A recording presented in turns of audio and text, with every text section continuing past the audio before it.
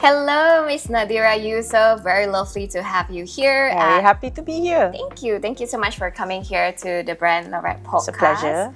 Thank you so very much. So, first question, how are you? How am I? Right now, Yes. a little sweaty from walking. But in all honesty, I'm great. We're doing great. Company is doing great. Yeah, so very happy to be here. Okay, well, fantastic. Love that you are happy, and make sure bring a little fan over here. Bring a little heat. Bring a little heat. Yeah, you bring the heat to this building. Yes, let's do that. Yeah.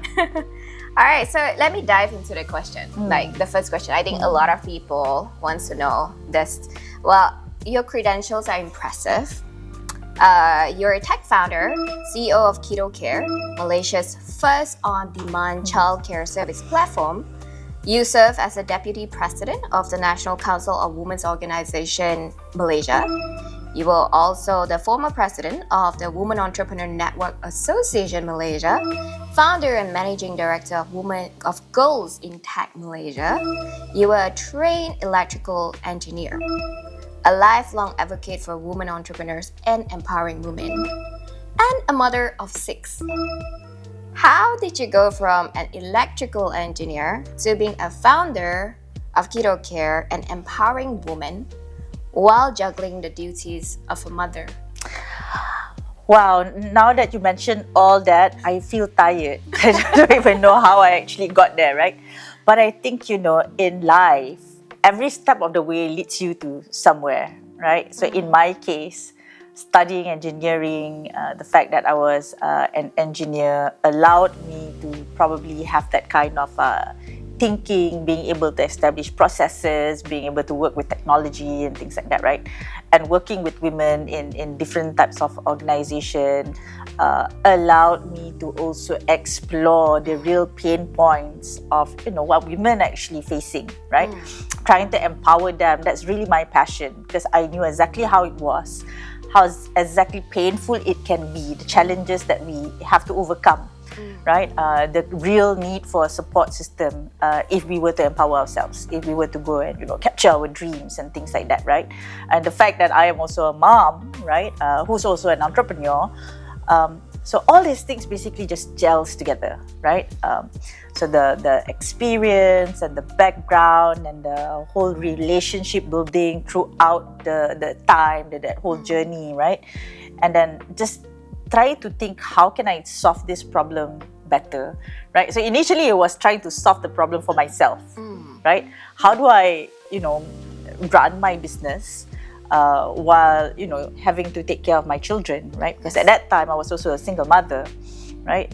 And I basically depended a lot on my own support system, and that was my parents, and my family members. But not many women actually have that kind of support system, right? Not everyone is that privileged. But I felt I had that privilege of having that knowledge and that skill set and certain experience and already being with women. And I wanted to put exactly where, walk the talk, right? And come up with a solution that really matters and change things, right? So that's how actually Kiddocare came about. It was trying to solve my own experience and then suddenly realizing that this challenge is not unique to myself. It's unique to a whole lot of women out there. And really trying to use technology to solve this kind of issues, right? Wow. So yeah, it's life coming together, I suppose. I love what you've talked about, the whole holistic picture of your life, come from an engineer and then founder of a tech and a solutions. And that draws me, when I was researching about you, I found out that you have an entrepreneurial mindset ever since you were young, trying to always think about what to sell, right? So talk about selling. How important it is to sell a brand. Oh, it's very important. I mean, you cannot just come out with a product without anyone needing it, right? And I think it is the essence of actually brand building. It's selling is almost like getting an acceptance of your product by your target group. In our case, right, building a brand is selling the concept, the idea, the trust, the solution to our consumers, to the families, right? So it is very important, right? It comes from that natural desire of wanting to create certain values, right? Of course, when you talk about sales, it's also creating value by also making money. And that is important because in business, it has to be giving value and being sustainable and being able to scale, right? So if you ask me, it is the fundamental, the very core of a business is selling, right? You cannot have a solution that cannot go out and cannot get the market acceptance. So having a brand is also to sell that kind of promise to your customers, and then after that, living up to that promise. Wow, I love it. Well, just now you mentioned about how you also started Kiddocare, and because of the problem you face as an entrepreneur, as a mother that's seeking to have a trustable support system, right? What I'm curious is that how does this inspiration, this idea, turns into actionable steps for you to kickstart Kiddocare? I think I'm pretty fortunate, right, that I've already had business experiences, and I come from the background that is engineering, which allowed me to basically map out, the kind of processes that we need to put through before we can even, sell our product, our solution, right? So first and foremost, it is naturally, the instinct of a mother comes in. We know we want to come up with this solution, but first and foremost, we have to understand our customer user journey. And we're parents, we're mothers, right? So we know how particular we are in terms of, trying to find somebody we can trust. Yes.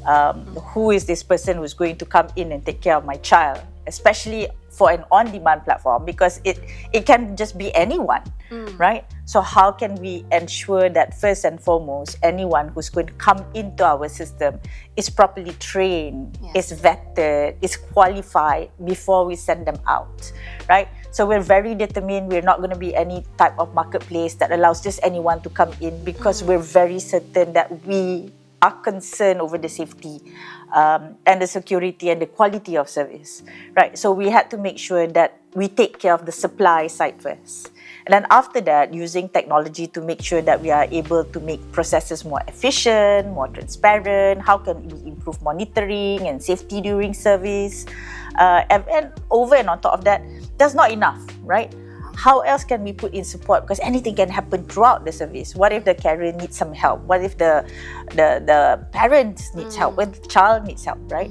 And just marrying technology and process and human intervention.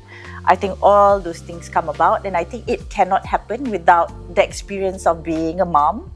And it cannot happen also without the experience of actually having that kind of process, thinking through, and the technology coming in play.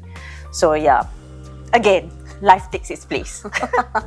I love that you picture for us like a journey how becoming a mom and evolving into what this business is, Kiddocare. I can feel your heart when you share in what you do. And when we were also doing our research, we know that you have a stable rise of almost 1 million, and back in 2019 in sales, to being hit by the pandemic, COVID, to giving 90% of discount for lower income frontliners. That was pretty crazy. That was pretty crazy. Yes. Almost to a level of foolish, but entrepreneurs do that. And also to what I found out too, also borrowing money from money lenders, and to now becoming an award-winning brand. Thank you. So what incident or what story inspired you to keep going? I believe, like you said, it was pretty crazy to do what you did, right? But you did what you did. Yeah, I think at some point, when you have a business model that works, and then you're challenged by, things that you cannot control at those times, it was the MCO, right? But I knew very well that this is a proven business model, that there is great demand and things like that, right? It's just that we needed to overcome or go through that period, right? What we didn't think about was that, how long this period was going to take, right? So we all thought that MCO was going to be 3 months and then 6 months. We didn't think that it was going to extend to about 12 months and 15 months, right? Yeah. And that was the thing that we didn't expect, right? And we knew for a fact that, this is also an opportunity, right? Because when the other solutions, the conventional childcare centers, the kindergarten, the schools were closed. So there is definitely an opportunity for us to bring out, our solution, because we could match one carrier to a family. We could reduce the rate of infection and things like that, because we can properly monitor and properly select, right? But it was trying to overcome that time. So it was that desire of like, a true belief, because the data speaks to you, there is this great demand. But everybody was going through a hard time, right? So we know we cannot push our carers out without being fair to them in terms of their wages. They must still earn the same, right? But what can we do? Because we're also serving, a very wide range of frontliners. We have the police officers, the nurses, the doctors, and some of them cannot afford the rate, right? And we decided to give some kind of discount. At first, we worked also with an NGO to raise some crowdfunding money to then subsidize the cost of the childcare, so that our caregivers will also remain the same. They can still earn. And we were very happy, because we were creating a lot of job opportunities for women who got displaced of their jobs, especially cabin crews, those people who were working in hotels, hospitalities, restaurants and things like that. So they could work, right? I think it was that kind of impact that was also propelling us, right? That we knew we were doing something right. We knew we could, maintain people's lives, right? And it was too important for us to even think of ourselves at that time, right?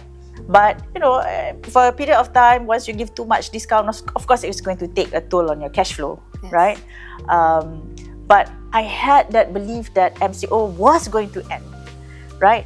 And the experiences that was already, the experience that our users were having, and they were spreading the news, they were talking about it to their friends. It was just a matter of time, right? So I took some bold move. I wouldn't want to do it again. I had to borrow from some money lenders. I really don't want to go through that again, right? But it was, I guess, sometimes you have to make certain bold choices, but also because I believe that the business was there, right? And I just had to push through and persevere a little bit more. And true enough, right? After the MCO, business boom, the demand just shot up. People were talking about it. We didn't have to spend money on advertising or anything. It was just growing. Word of mouth marketing. Yes. Yeah, so I think it was a bet that was worth taking. But if I had to go back to that stage, I don't think I would go back to the money lenders. Probably beg families for monies, right? But yeah, that's how it is. Wow. Do you, Eddie, at that point felt like, wow, I'm so tired. I feel like, wow. Oh, yes. To be very honest with you, I think it was about a year into the MCO, I almost decided to close Kiddocare. We really didn't think that we had the stamina to just push through anymore, right? And taking money from money lenders, it's not easy. Yeah. It's very high pressure and things like that. And you know how the interest rate is. Yes. But it was difficult because, we couldn't raise money from other places. Banks were not friendly to us either. Investors are cautious and things like that. It was a bet, right? So yeah, it was tiring, and I think we were in a growth stage, which needed some kind of automation, but we didn't have that yet, right? And it was just a few of us that was working overtime. So it was working and trying to make ends meet and trying to, manage the lenders and stuff like that. So yes, I did come to a stage when, I really thought that I was going to close. I really thought I was going to give up. But I think the only thing that really pulled me through is the fact that, some people really needed the service more than I needed money to survive, right? And I thought it was going to be very selfish of me to put myself first, when at that time, people really needed the service, right? I mean, it was for greater good. And I am a person who believes that, when you do things for the greater good, good will come to you. I felt like what you said is so blessed to give than to receive at a certain point. Yes. But after that, all just keep coming back to you. Not without challenges, of Not course, without but challenge, definitely. definitely, if you do something right, good will come to you. Wow, I love that. Talk about the rise of startup world and talk about raising funds. Oh. What is the most important mindset of a founder that needs to have when preparing for seed fundraising? Oh, perseverance. Perseverance for, having to go through that journey, right? Fundraising is not an easy process. It's complicated, right? It's long, it's tiring. You're running a marathon. You still have to manage your business, and when you raise your seed round, you're basically a small company, right? So founders are usually the ones who are very involved in running in the company, right? But at the same time, you have to work on the company and face the investors and things like that.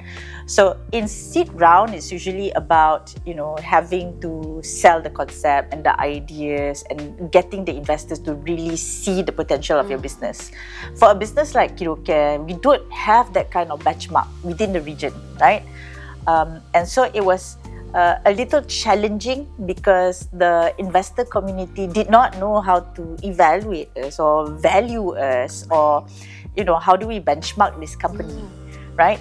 And I think the very crucial mindset is to be able to show them, right, and being all-rounded. So what I mean to say is, you have to be prepared in all sense of the word. You have to know your data, you have to know your business, deep understanding of your customer and their journey, and be becoming very realistic in terms of the timeline, right? So while you work on your business, fundraising process is actually very tedious. It's also full-time, convincing and expecting rejection, right? Because we've talked to, I think in the first round, of raising seed, we probably talked to about 87 investors, and we got one. Wow. Right? And so it wasn't easy, right? And the mindset is basically you have to really believe in your business, and you should be okay with getting rejected, but always ask why you get rejected, right? Because it could be that it is just not within their portfolios, right? It could be that you could present better. It could be the way you speak. It could be the way, they view you. It's just not in their interest, right? And so it's just perseverance and really, taking that next step and really not feel low about yourself if you get rejected. Because sometimes, it's like marriage, right? You go through so many different dates in your life, but you don't end up with them, right? So I think it's just about moving forward. So that's the kind of mindset you need to have. Be prepared for the rejection. Always ask why. Move on. Wow, I love that.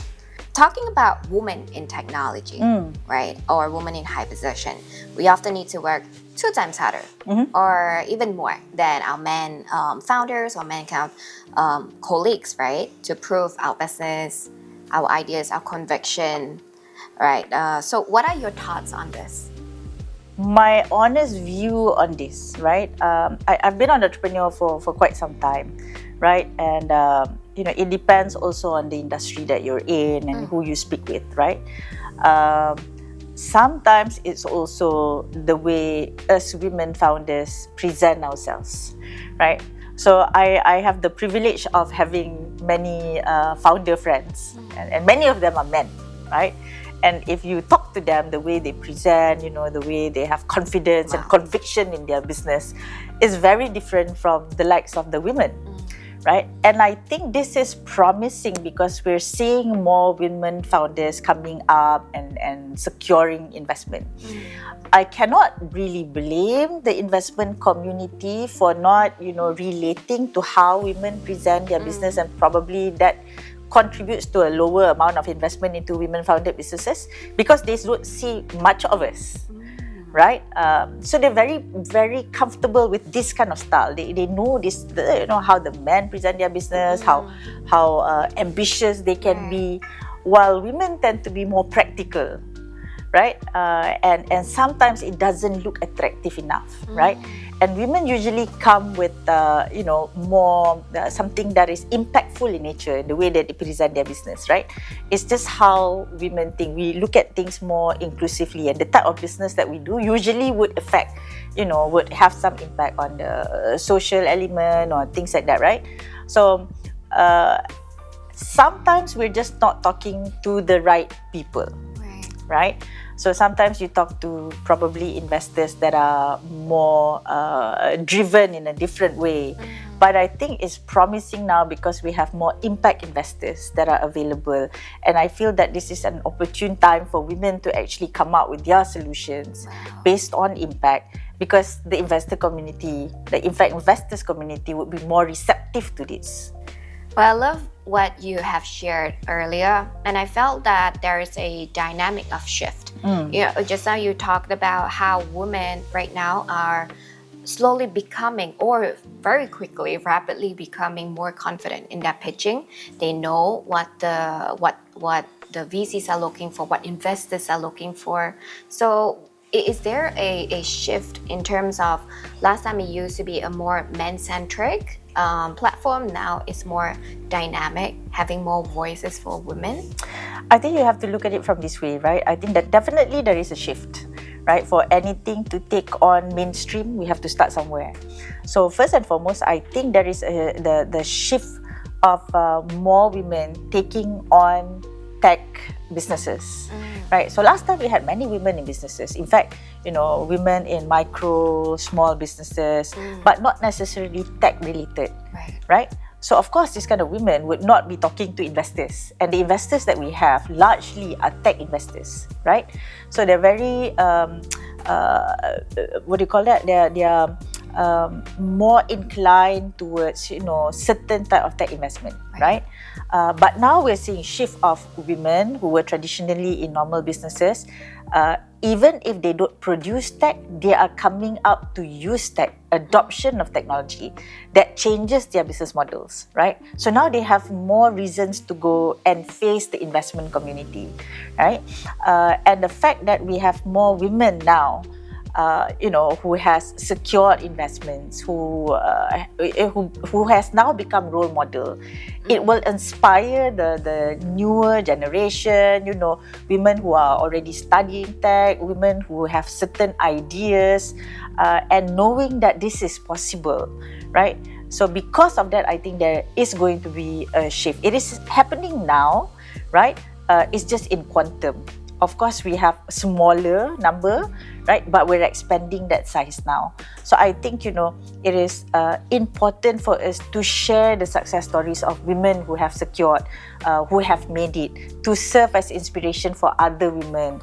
I think it is very important for women to basically share their journey and their story, because their challenges might be different from men, especially when you enter into, marriage and motherhood and things like that. Because you're right, the struggle that we have to, put on double, right, or work 200% more is also because we're trying to balance the whole, responsibilities of you being a mother and things like that, right? And at a certain point also, because we live in a very sandwich generation, once you have grown your business, it will come to a point where you have to take care of your elderly parents and your elderly family members, right? So the challenges can only be relatable by another woman, right? And this is why I think it's so important for us to tell the stories, put more women out there, look into how she has overcome a challenge, look at how she builds her support system, and this will inspire more women to come in. And I think, over the next couple of years, I think it's going to be pretty equal playing field for women and men founders. Wow. That is fantastic. Well, this is a little side topic, because just now you mentioned about elderly care, right? And I know that Kiddocare, are you looking into elderly care as one of your... Yes, so I think we are in the evolution, right? We're in the stage of evolution. Of course, when we establish ourselves as the childcare platform, on-demand childcare platform. But where we really want to be is to become that kind of a family care platform, right? And we're trying to address, from cradle to grave, everything in between, everything a family needs, right? We want to be able to become that village for family. We always say it takes a village to build to grow a child, right? But we really believe that it is the village to nurture that family, to help you build your family, so everybody can thrive. You can't do things on your own, and we live in this lifestyle where our parents work, and to a certain extent they would want to have their own rest time as well. But they're also getting older. We have nucleus families. We have children who are working overseas and their families here. Their elderly parents are here. I think we need to be able to create that support system, and this is where we're coming in. It's also a natural progression for Kiddocare. Our families come in, they're young, and then they will be growing. So we want to be there for every step of their life cycle, right? Every step of their journey. Well, just now you've mentioned a little about being a single mom at that point of time, and also having to raise 6 children. Wow. Wow. And owning a business, having a business. So what do you think about the burning phrase, work-life balance? I don't subscribe to work-life balance, unfortunately. I'm a very realistic person. I go with, priorities in life, right? And your priorities, basically, for me, it changes every day, right? So I prioritize what I need to do that day. If there are family matters that I have to, attend to that day, then that becomes a priority, right? I always believe in not managing your time, but rather managing your energy, right? So where do you place most of your energy? Because time is finite, but energy is abundance, right? So it's about channeling where your energy goes, what's important for that day, what's important for that week, right? And I think prioritizing actually gives you more fulfillment, because it also allows you to have little achievements, and achievements are necessary for you. It drives you, it motivates you, it allows you to celebrate even little things, right? So I don't believe in the balance because it's very subjective, right? And it will forever be, am I achieving the balance? Because you cannot put a scale on that. That's true. Right? It really depends on your energy. If that day you feel a little bit more tired, then your scale is going to dip, right? So I think it's just about prioritizing. If you feel that you're slightly sluggish today, then you do something about that. That's your priority. Because if you don't, channel the energy or build up the energy for that, then you cannot do other things, right? So I'm a believer of, just prioritizing, focusing, celebrating little achievements, and I don't believe in the balance. Beautifully said. I love what you say. Time is infinite. Energy is abundant. Yes. Wow, this is so profound. I love this. When it comes to a burning question, burning question, only 30 seconds to answer. Okay. Oh, no. Okay. Simple question. Where do you see Kiddocare in the next 3 years? Regional IPO. Well, that was big. What would you rather be doing right now? Sleep! I need to rechannel my energy right now. Who do you want to connect with most right now? My family. And reflecting on your journey and the impact you've made, what is the key piece of advice you would give to startup founders, women in tech, and entrepreneurs? Be realistic. Know what you are getting yourself into, right? Speak to people who have not just made it, but ask them about their challenges. They will tell you throughout the journey, they feel like giving up. Ask them about the moments when they feel like they are the lowest and what motivates them, because that is the real story. So I always believe, speak to them, ask them about the hardship, not just how you get there and become successful, right? Be realistic about it. There's so much to sacrifice. Wow, be realistic. Last question. What is your key to success? A lot of coffee. But support. I think, the key to my success is actually having the people around me. My support system is important for me. the team is so important for me. I cannot be driving this my own, right? People who believes in us, our investors, is important for us, right? Without them, I don't think we can get to where we are right now. Our early adopters who trust us enough to be talking about us to other people, right? So I think it is never a one-man show, and just empower and trust in others. Thank you so much, Miss Nadira Yusoff, founder of Kiddocare. Thank you for having me here. Thank you so much. So, ladies and gentlemen, please subscribe to the BrandLaureate Podcast. We'll see you next time. Bye. Next, Kiddocare. For the category of childcare enrichment services, receive the award Ms. Nadira Yusoff, founder and chief executive officer of Kiddocare, Sdn Bhd.